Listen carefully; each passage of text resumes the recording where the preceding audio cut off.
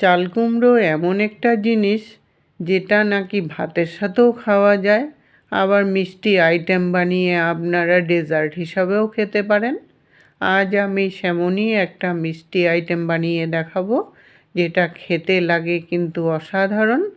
রেসিপিটি আপনাদের ভালো লাগলে লাইক দিয়ে সবার সাথে শেয়ার করে দিবেন, আর বাড়িতে কিন্তু অবশ্যই একবার হলেও বানিয়ে ট্রাই করে দেখবেন, খুবই ভালো লাগে খেতে। আসুন তাহলে দেখে নিই আমি আজ কি বানাচ্ছি। এক টুকরো চাল কুমড়ো নিয়েছি। চাল কুমড়োটা কিন্তু অবশ্যই আগেই ধুয়ে নিতে হবে। কাটার পর ধুয়ে নিলে কিন্তু এটার ভিতরে আরও জল ঢুকে যাবে, কারণ চাল কুমড়ো একটু জল জাতীয় জিনিস তো, তাই জলটা যেন না ঢুকে সেই দিকে একটু খেয়াল রাখতে হবে। প্রথমে খোসাটাকে ছাড়িয়ে নিলাম।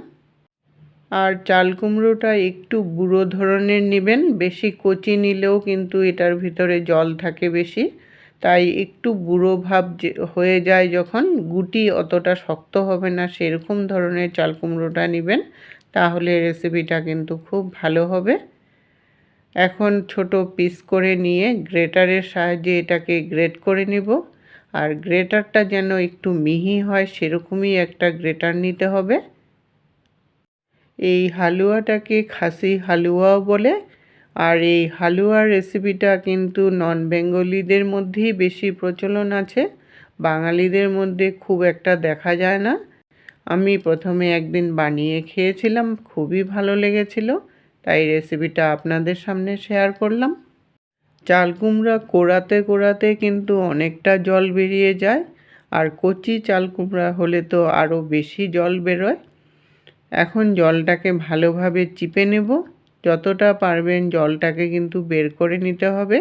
এই জলটা দিয়ে যদি বানান তাহলে রেসিপিটা বানাতে কিন্তু অনেকটাই দেরি হয়ে যাবে, তাই জলটা ছেঁকে নিলে বা চিপে বার করে নিলে রেসিপিটা বানাতে কিন্তু খুব একটা সময় লাগে না।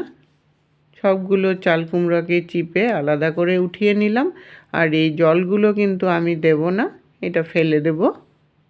এখন কড়াই বসিয়ে 1 চামচ ঘি দিয়ে দিলাম। হালুয়া যেহেতু ঘি তো লাগবেই। অনেক সময় হালুয়াতেও অনেকে রিফাইন তেল ব্যবহার করে, কিন্তু চাল কুমড়োর এই হালুয়াতে ঘি কিন্তু অবশ্যই দেবেন, তাহলে চাল কুমড়োর যে একটা গন্ধ থাকে ওই গন্ধটাও কিন্তু চলে যাবে। 8-10টা কাজু নিয়েছি আর কিশমিশ নিয়েছি, ওটাকে আগে একটু হালকা ব্রাউন কালার যতক্ষণ না হয়ে যায় ততক্ষণ পর্যন্ত ভেজে উঠিয়ে নেব। এখন ওই ঘিয়ের মধ্যে চাল কুমড়া কোরানোটা দিয়ে দিলাম, যেটা জল ছেঁকে উঠিয়ে রেখেছিলাম। এই চাল কুমড়াটা এখন ঘিয়ের মধ্যে একটু সময় হালকা ভেজে নেব, তাহলে চাল কুমড়ার যে একটা গন্ধ থাকে গন্ধটাও চলে যাবে। একদম লো ফ্লেমে রেখে ভাজবেন, না হলে এটা কিন্তু একটু রং ধরে গেলে সাদা সাদা ভাবটাও চলে যাবে, তখন দেখতে কিন্তু ভালো লাগবে না। তাই লো ফ্লেমে রেখে এটাকে ভাজবেন। প্রায় 2 থেকে 3 মিনিট ভাজার পর আরও আধা চামচ ঘি দিয়ে দিলাম। ঘিটা দিয়ে আরও 2-3 মিনিট ভেজে নিলাম।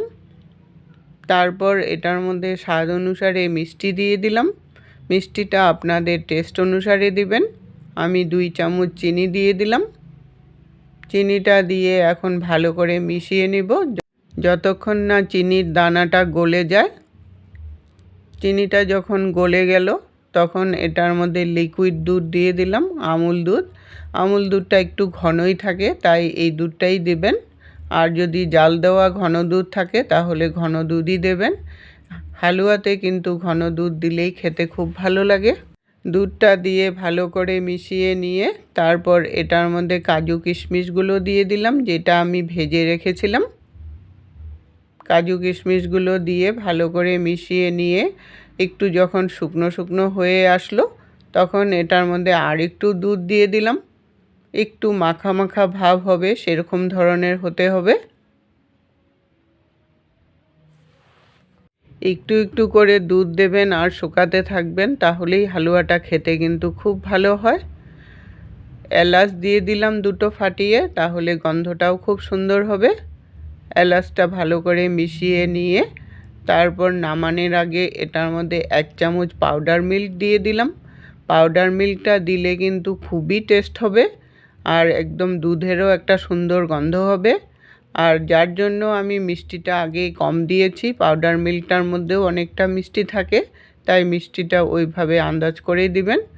পাউডার মিল্কটা দিয়ে ভালো করে মিশিয়ে নিয়ে আরও 1 মিনিটের মতো ভালো করে মিশিয়ে তারপর নামিয়ে নিলেই আমার হালুয়া একদম রেডি হয়ে গেল। রেসিপিটি কেমন লাগলো বন্ধুরা কমেন্ট করে জানাবেন। একবার হলেও আপনারা বাড়িতে বানিয়ে খেয়ে দেখবেন, দারুণ লাগে খেতে।